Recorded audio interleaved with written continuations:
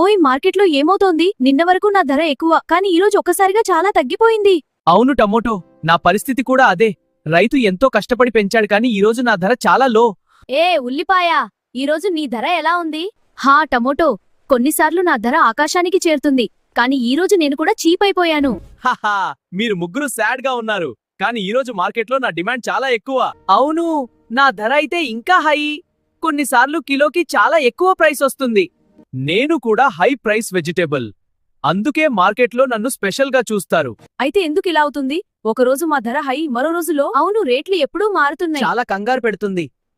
Market rule simple, supply ఎక్కువైతే price పడిపోతుంది.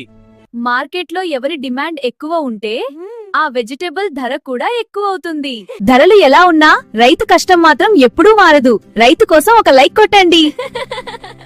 ఇలాంటి ఇంట్రెస్టింగ్ స్టోరీస్ కోసం లైక్, షేర్, సబ్స్క్రైబ్ చేయడం మర్చిపోవద్దు.